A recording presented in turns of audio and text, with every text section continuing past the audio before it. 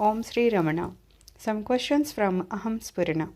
Question is, yogis are said to divest themselves of body consciousness and remain in its absence for decades together. Bhagavan says yogis try to eliminate body consciousness by practicing Kevala Kumbhaka, that means a breath retention, for abnormally large spans of time. But the trouble with adopting such an approach is that the volition or intent to remain benefit of body consciousness remains still to be tackled. For this reason, it is better to not try to forcibly eradicate body consciousness, which, after all, is only a harmless upadhi, that means limitation, once you have given up the notorious desultory habit of false identification, means of the self with the not self. All possibility of volition and effort must be destroyed before jnana can dawn. As per the body's prarabdha, let the upadhi of body consciousness drop off automatically. We need not bother about it, regarding it as any hindrance to be resolved or tackled. You need not try to destroy the body or somehow reduce it into nothingness.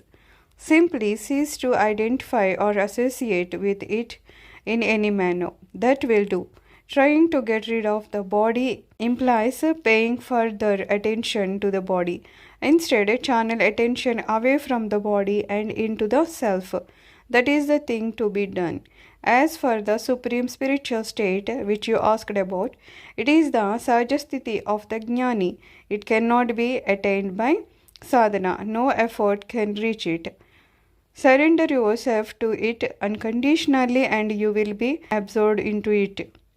Vichara means self-enquiry is only to prepare the mind for unconditional surrender. If you can surrender absolutely, where is the need for vichara and where is the possibility? Who would then be left to investigate? The next question is the self located on the right hand side of the chest? Bhagavan says only up until it is necessary for you to admit that you have a body. Do you? The question is yes. How can I deny it? Does not Bhagavan see this body talking to him? Then Bhagavan said, the body does not say, I am you. You say that you are it. When you have weaned yourself away from this erroneous attitude that you are somehow linked with the body, then you will know where the self is. The self is not anywhere. It is. The next question is, what about Sri Bhagavan's idea that the Hridaya Grandhi, means the knot of the heart, is represented by a physical spot in the body? If the self is inherent only, does not this idea become invalid? Discover the non-real self and we can worry about its relation to the body later if need be, then not now. It is true that there is an opening on the right hand side of the chest fashioned like a tiny hole.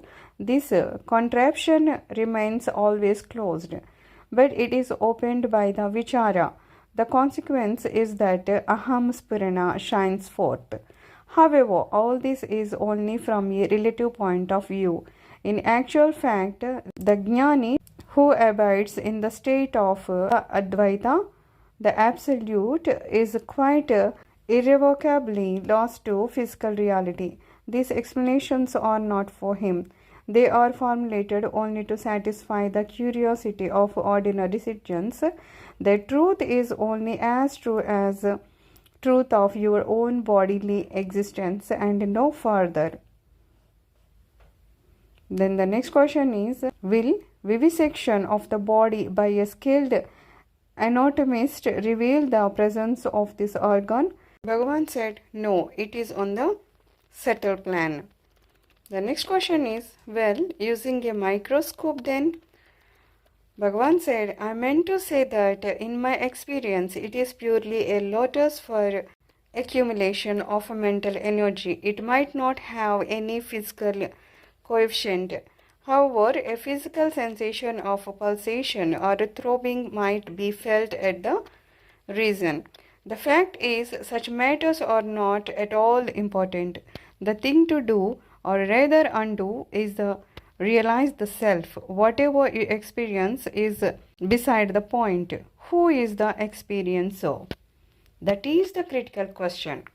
The next question is the Japanese concept of Satori the same as the Hindu concept of moksha, that means liberation?